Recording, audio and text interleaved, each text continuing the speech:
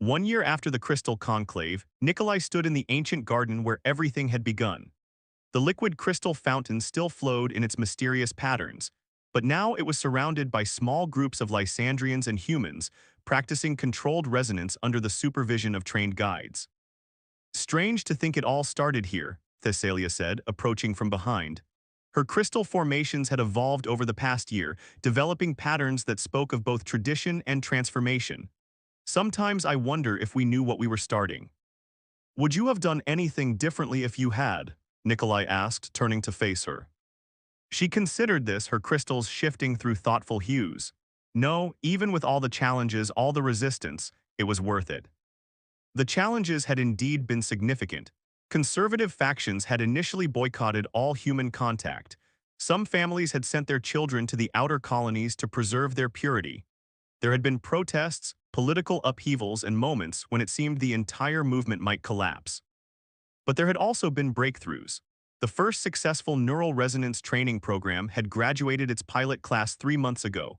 Diplomatic relations between humans and Lysandrians had deepened as controlled touch allowed for deeper understanding.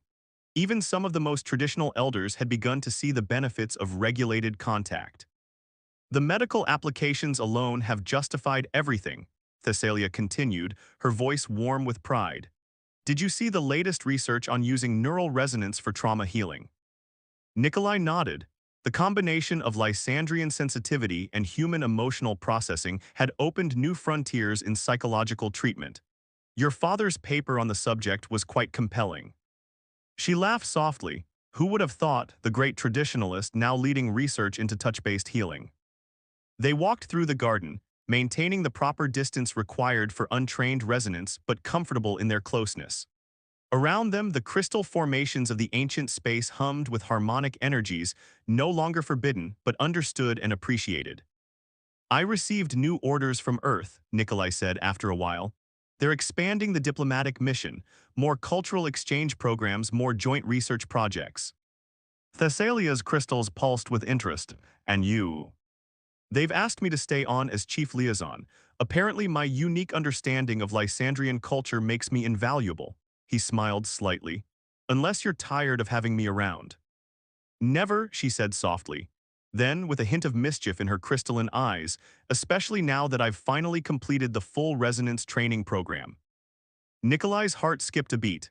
They had waited, both agreeing that any personal exploration of touch should come only after the proper protocols were established and mastered. You didn't tell me you'd finished. I wanted it to be special, she said, and what better place than here where it all began. She held out her hand, crystal formations glowing with subtle patterns that indicated controlled resonance readiness. Nikolai, who had completed his own training months ago but had waited for this moment, slowly reached out. Their fingers met with the lightest of touches. The sensation was unlike anything either had imagined, not overwhelming, not dangerous, but a gentle harmony of neural patterns and emotional resonance. Through the connection, they shared not just physical sensation but fragments of memory, echoes of feeling, depths of understanding that transcended words. Oh, Thessalia breathed, her crystals lighting up with joy. The ancient texts didn't do it justice. Nikolai felt it too, the rightness of the moment, the culmination of everything they'd fought for. In their touch was not just personal connection, but the promise of what their species could achieve together, the potential that lay in embracing rather than fearing difference. Above them, Lysandria's 3 moons painted the crystal gardens in shifting lights, while the binary stars dipped toward the horizon in their eternal dance. Other couples, both Lysandrian and mixed pairs, practiced their own careful touches nearby, each finding their way through this new territory of controlled vulnerability. What do you feel? Nikolai asked softly, still maintaining the light contact. Thessalia's crystals shimmered with complex emotions. Everything, she said, the past, all our fears and hopes, the present, this moment we fought so hard to reach, and the future, she smiled, a very human gesture she'd adopted over their time together. The future feels infinite. They stood there in the ancient garden, their touch a bridge between worlds, their story a testament to the power of questioning tradition, of fighting for understanding, of believing that connection, in all its forms, was worth any price. Around them, the crystal formations of Lysandria sang their ancient songs, no longer constraining, but celebrating the harmony of difference. the strength found in vulnerability, and the endless possibilities that lay in reaching out across the stars to touch another soul. The old codes were broken, but what had formed in their place was stronger, more beautiful, and far more true to the deepest nature of both their kinds. In the end, it wasn't about breaking tradition, but about building something new while honoring the wisdom of the past. As the last light of the binary stars painted the crystal spires in flames of color, Nikolai and Thessalia stood together, their touch a promise and a beginning. In their connected resonance lay the future not just for them, but for all who dared to reach across the boundaries of fear and find something wonderful waiting on the other side. The crystalline spires of Lysandria pierced the lavender sky like frozen music, their surfaces reflecting the light of the system's binary stars in prismatic cascades. Nikolai Reeves stood at the viewport of his diplomatic shuttle, adjusting the collar of his formal attire for the third time in as many minutes. After 6 months of preparation, countless briefings, and one very long cryosleep journey, he was about to become the first human diplomatic liaison to the Lysandrian High Court. "Remember, Ambassador Reeves," the automated briefing system chimed, "physical contact with the Lysandrians is strictly forbidden. Their neural sensitivity makes even the slightest touch overwhelming." Nikolai nodded, though he knew the AI couldn't see him. He'd memorized every protocol, every gesture, every subtle nuance of Lysandrian etiquette. Their civilization had achieved interstellar travel centuries before humans had mastered flight, yet they regarded physical contact as primitive, dangerous, and deeply taboo. The landing was smooth, almost imperceptible. As the airlock cycled, Nikolai took one final deep breath. The doors opened to reveal a delegation of tall, silver-skinned figures, their bodies adorned with intricate crystalline growths that caught and scattered light in mesmerizing patterns. At their head stood Counselor Veshran, his age evident in the complexity of his crystal formations. "Ambassador Reeves," he intoned, his translator rendering his harmonic speech into crisp English, "you honor us with your presence." His hands moved in the traditional greeting pattern, fingers weaving through the air in an elegant dance. Nikolai mirrored the gesture perfectly. "The honor is mine, Counselor. The beauty of your world exceeds all descriptions." A slight ripple of approval moved through the delegation's crystal formations, a good sign. But it was the figure standing slightly behind Veshran that caught Nikolai's attention. Unlike the others, whose crystals were arranged in rigid traditional patterns, hers seemed to flow like frozen waterfalls across her shoulders and down her arms. Her eyes, large and faceted like diamonds, met his with an intensity that made him momentarily forget his carefully rehearsed protocols. "My daughter Thessalia," Veshran announced, nodding Nikolai's attention. "She will serve as your cultural liaison during your stay." Thessalia stepped forward, her movements graceful and precise. "Ambassador," she said, her translator giving her voice a melodic quality that the others lacked, "I look forward to our cultural exchange." But there was something in her tone, a hint of curiosity or perhaps defiance that didn't quite match the formal words. The next hours passed in a blur of introductions and ceremonies. Nikolai was shown to his quarters in the diplomatic spire, a tower of living crystal that adapted its internal environment to suit his human physiology. The windows automatically tinted against the binary star's harsh light, and the air adjusted to Earth-standard composition. It wasn't until the following morning that he had his first real conversation with Thessalia. She arrived to escort him to the morning council session, but instead of taking the direct route, she led him through the crystal gardens. "You maintain remarkable composure, Ambassador," she said as they walked between towering crystalline formations that hummed with subtle harmonics. "Most off-worlders find our presence unsettling." "Your people's achievements are impossible to ignore," Nikolai replied diplomatically. "Though I admit, some aspects of your culture remain mysterious to me." Thessalia's crystals shifted color slightly, a response Nikolai hadn't seen documented in any briefing. "Such as our aversion to touch." She spoke the word like it was forbidden fruit, sweet and dangerous. "Among other things," he admitted carefully, "though I understand it's a matter of biology as much as culture." "Is it?" She stopped walking, turning to face him fully. "We're taught from childhood that physical contact is primitive, that it overwhelms our neural networks and threatens our rational minds. But sometimes I wonder." She trailed off, her crystals shimming with colors that seemed almost conflicted. "Wonder what?" Nikolai found himself asking, though he knew he should change the subject. "If we've lost something important, in all our advancement, in all our pursuit of pure reason and distance, have we forgotten how to truly connect?" Her eyes met his again, and this time there was no mistaking the hunger for knowledge in them. Your species touches freely. You embrace, you hold hands, you. She paused, searching for the right word, kiss. Does it not overwhelm you? Nikolai felt his diplomatic training warring with his instinct for honesty. Sometimes it does, he said finally. But that's not always a bad thing. Sometimes being overwhelmed is how we know we're truly alive. Thessalia's crystals pulsed with a deep blue light. Fascinating, she whispered. Then, as if catching herself, she straightened and resumed her formal demeanor. We should proceed to the council chamber. My father does not appreciate tardiness. As they walked the remaining distance in silence, Nikolai couldn't shake the feeling that this assignment was about to become far more complicated than any diplomatic briefing had prepared him for. In Thessalia's questions, he'd sensed a deeper yearning not just for knowledge but for experience, for connection. And that, he knew from his training, was exactly what he was supposed to avoid at all costs. The council chamber's doors loomed before them, their crystalline surfaces reflecting distorted versions of reality. As they entered, Nikolai noticed Thessalia's crystals had returned to their standard configuration, but there was a new tension in her movements, like a string pulled too tight.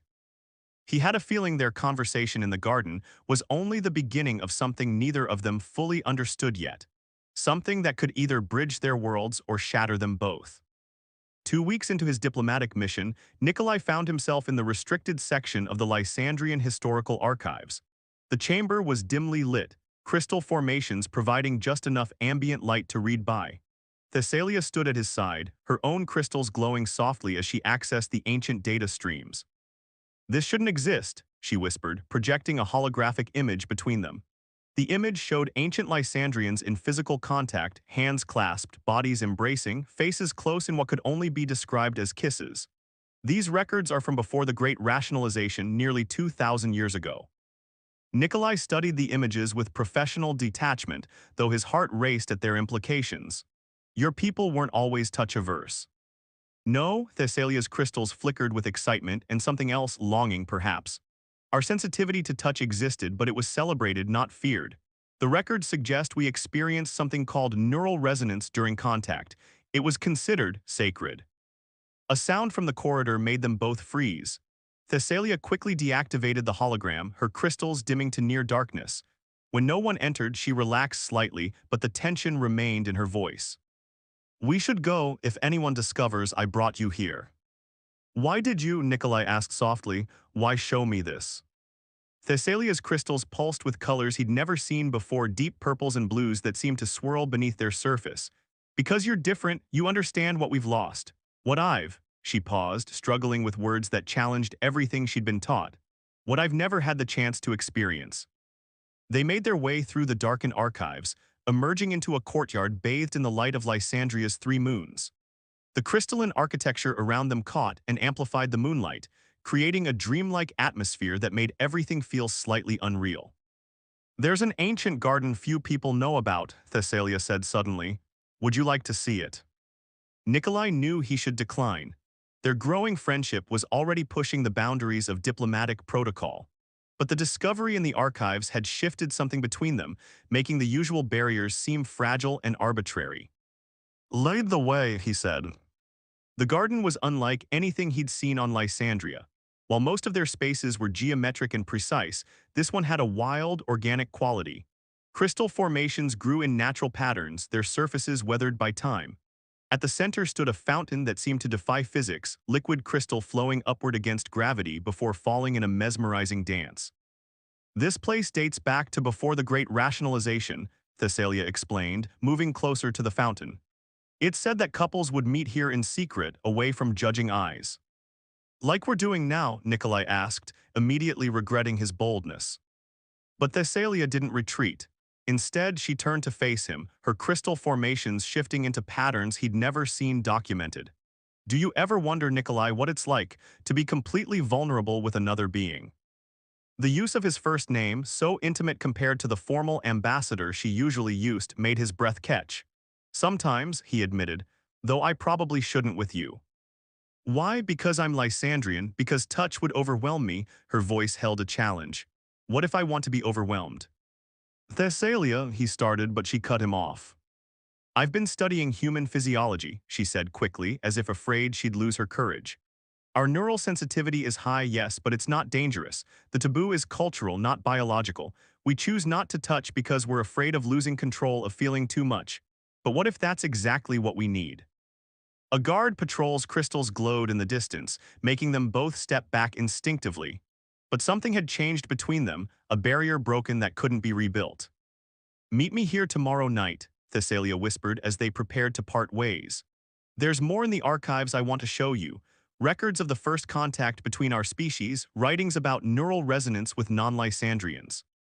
"Your father would never approve," Nikolai said, though he already knew he would come. "My father believes in preserving our traditions without understanding why they existed in the first place."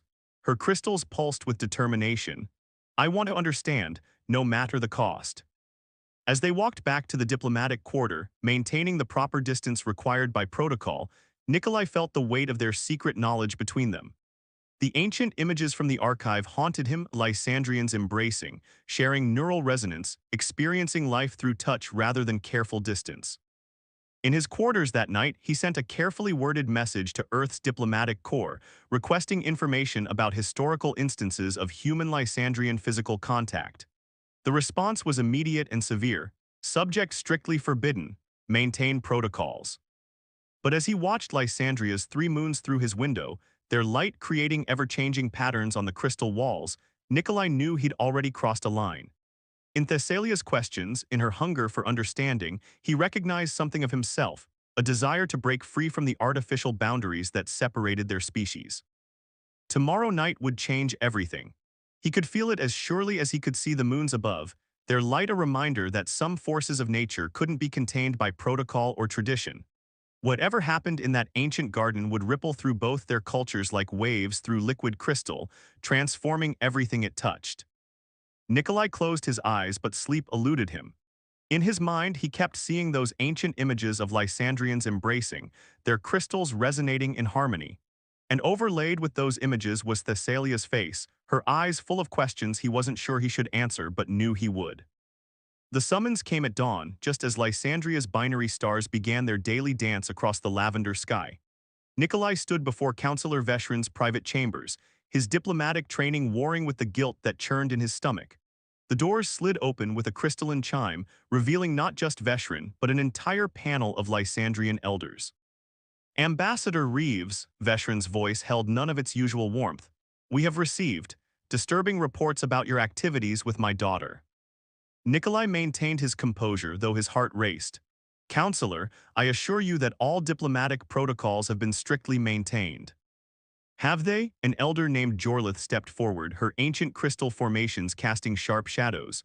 "We have evidence of unauthorized access to restricted historical archives, of secret meetings in the old garden, of discussions about—" She seemed to struggle with the word physical contact.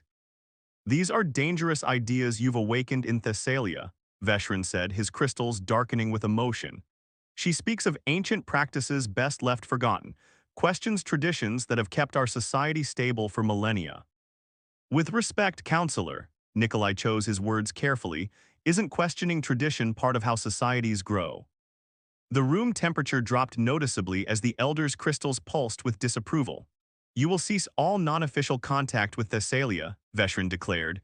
"She will be reassigned to the outer colonies for rehabilitation." "Father, you can't."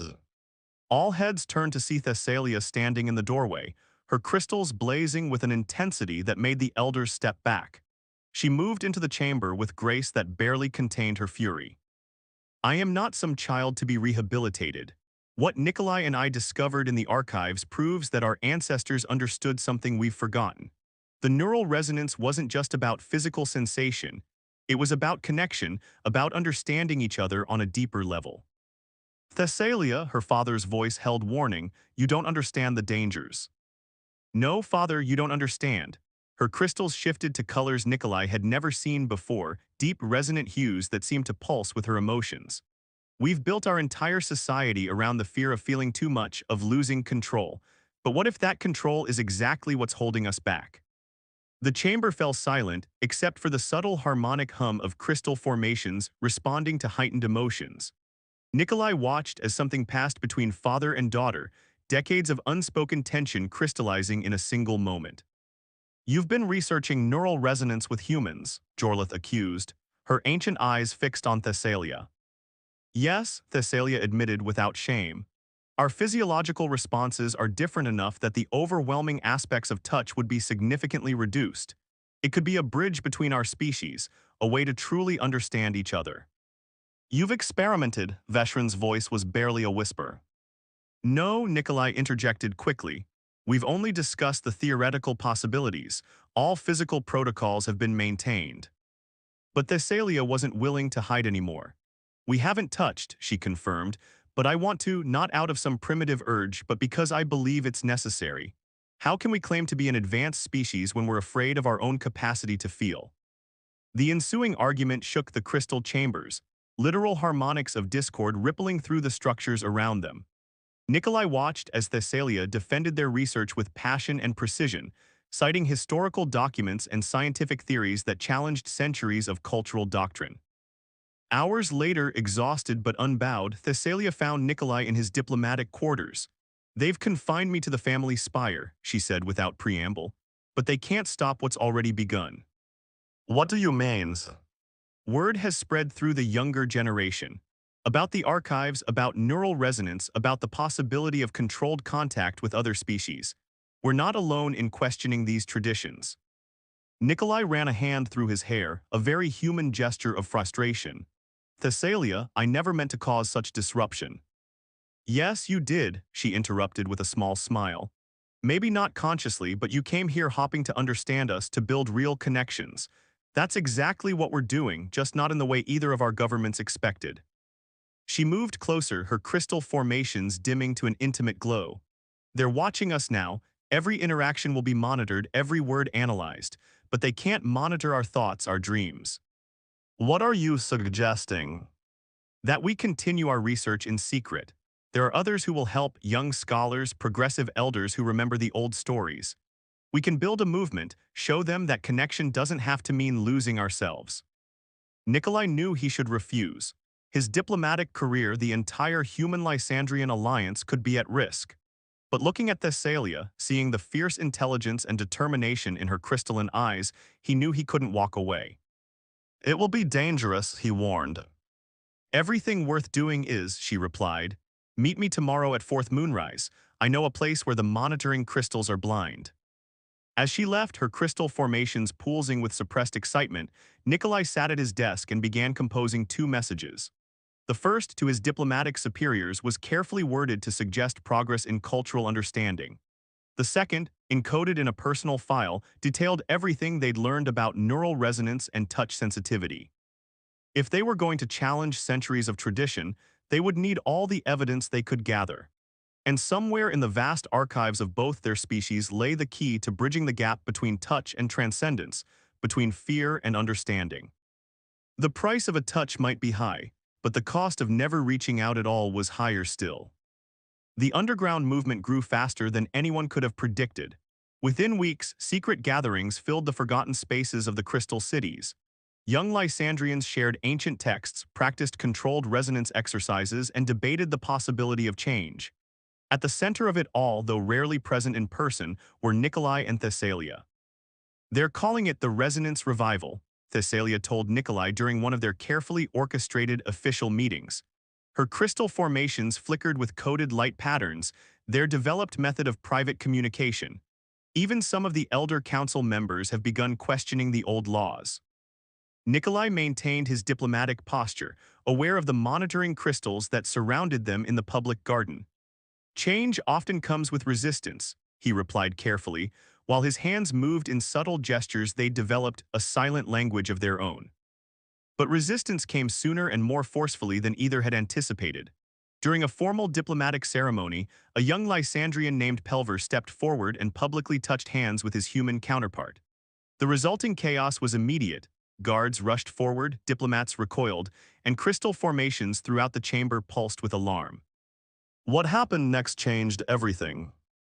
Instead of collapsing in neural overload as tradition predicted, Pelver stood calm and composed. His crystals glowed with new colors, yes, but his voice was clear as he addressed the shocked assembly. We have lived in fear of our own capacity for connection. Today, I prove that fear unfounded. The incident sparked a crisis in Lysandrian society.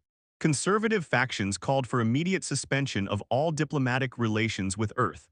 Progressive groups cited the successful contact as proof that change was possible. And caught in the middle were Nikolai and Thessalia, their private research now thrust into public debate. They want me to testify before the High Council, Thessalia told Nikolai during an emergency meeting in his diplomatic quarters, one of the few places they could still speak freely, to explain everything we've learned about neural resonance and controlled contact. Nikolai paced the crystal-lined room. It's too dangerous. They could use your testimony too. To what? Prove that we're right. Her crystal formations pulsed with determination. Pelver's demonstration can't be ignored. More and more young Lysandrians are practicing controlled resonance. We need to guide this change, not hide from it. The council session that followed would be recorded in both human and Lysandrian histories as the Crystal Conclave. Thessalia stood before the assembled elders, her research displayed in crystalline holograms around her. She spoke of neural adaptation, of the possibility of controlled resonance, of the strength found in vulnerability. Our ancestors didn't abandon touch because it was dangerous, she declared, her voice carrying to every corner of the vast chamber. They feared it because they couldn't control it, but we've evolved, we've learned. The very diplomatic protocols we use today prove we can modulate our sensitivity when needed. Councillor Veshran rose from his seat, his ancient crystal formations casting complex shadows. You speak of control, daughter, but what of tradition, of the stability our laws have provided? Tradition without understanding is just habit, father, Thessalia replied softly. Look at what we've discovered in the archives. Our ancestors used neural resonance to share memories, to heal trauma, to deepen understanding between different species. Yes, it requires vulnerability. Yes, it means accepting that we can't control everything. But isn't that worth the risk? The debate raged for days. Expert witnesses were called from both human and Lysandrian societies. Medical data was analyzed, historical records were examined, and philosophical arguments were weighed. Through it all, Nikolai watched from his diplomatic observer's position, unable to speak but sending silent support through their secret language of gestures. The turning point came unexpectedly.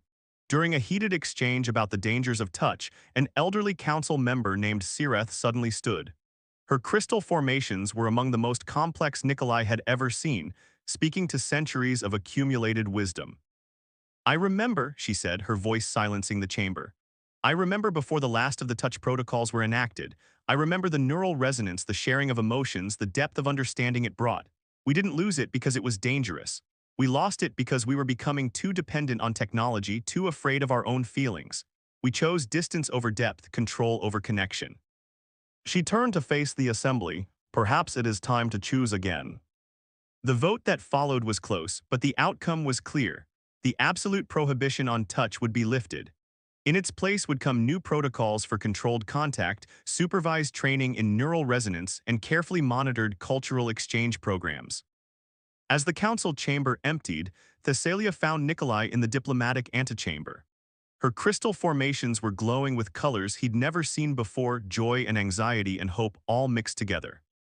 It's really happening, she whispered, everything we worked for. Everything you fought for, he corrected gently. You changed your whole society. She shook her head. We're not finished. This is just the beginning. There will be resistance, setbacks. And you'll face them all, Nikolai said with conviction. Not alone, but with everyone who believes in what you've started. Their hands remained apart, maintaining protocol until the new guidelines were established. But in the subtle pulse of their crystal formations, in the secret language they developed, in the space between what was and what could be, they shared something deeper than touch, the resonance of hope, of change, of possibility. The crystal codes were breaking, but something stronger was forming in their place.